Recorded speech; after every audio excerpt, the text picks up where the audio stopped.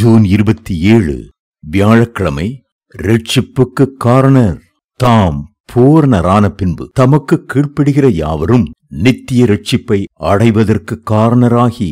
எபிரேயர் 5:9. கர்த்தருடைய பெயர்களில் ஒரு பெயர் நித்திய ரட்சிப்பை அடைவதற்கு காரணர் என்பதாகும். கர்த்தர் உங்களுக்கு நித்திய ரட்சிப்பை தந்தருள வேண்டுமென்று ஆவலுள்ளவராயிருக்கிறார். கடந்த கால ரட்சிப்பும் உண்டு, நிகழ்கால ரட்சிப்பும் உண்டு, வருங்கால ரட்சிப்பும் உண்டு. மனிதன் மேல் நித்திய நோக்கம் கொண்டிருந்த ஆண்டவர் அவனுடைய ரட்சிப்புக்காக உலகத் தோற்றத்திற்கு முன்பாகவே சகலவற்றையும் செய்து முடித்தார். உலகத் தோற்றத்திற்கு முன்பாகவே அடிக்கப்படுகிற ஆட்டுக்குட்டியானார்.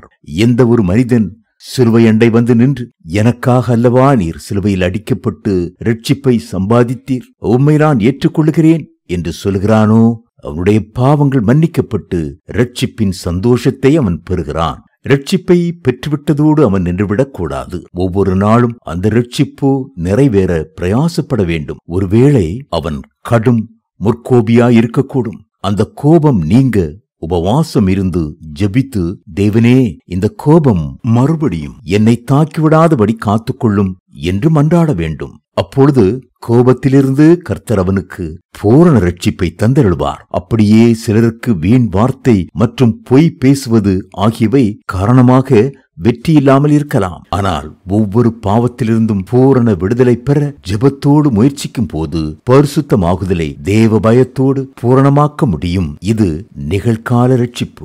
வருங்கால ரட்சிப்பு என்றும் ஒன்று உண்டு. வேதம் சொல்லுகிறது, என் நாமத்து நிமித்தம் நீங்கள் எல்லாராலும் பகைக்கப்படுவீர்கள், முடிவு பரியந்தம் நிலைத்திருப்பவனே ரட்சிக்கப்படுவான். மத்தேயு 10:22. ரட்சிப்பை ஆரம்பித்து வைத்த கர்த்தரை முற்றிலும் சார்ந்து கொள்ளும் போது அவர் உங்களுடைய ஆவிக்குரிய வாழ்க்கையை வெற்றியோடு முடிவடையும்படி செய்வார். அப்பொழுது உங்களுடைய ரட்சிப்பு பூரணப்படும். இயேசு என்ற வார்த்தைக்கு இரட்சகர் என்பது அர்த்தம். வேதம் சொல்லுகிறது, அவர் தமது ஜனங்களின் பாவங்களை நீக்கி அவர்களை ரட்சிப்பார். மத்தேயு 1:21. அவராலே அன்றி வேறு ஒருவராலும் ரட்சிப்பு இல்லை. நாம் ரட்சிக்கப்படும்படிக்கு வானத்தின் கீழெங்கும் மனுஷர்களுக்குள்ளே அவருடைய நாமமே அல்லாமல் வேறொரு நாமம் கட்டளையிடப்படவும் இல்லை. அப்போஸ்தலர் நடபடிகள் 4:12. அவர் எதிலிருந்தெல்லாம் மீட்டெடுத்து ரட்சிக்கிறார். முதலாவது உளையான பாவ சேற்றிலிருந்து ரட்சிக்கிறார்.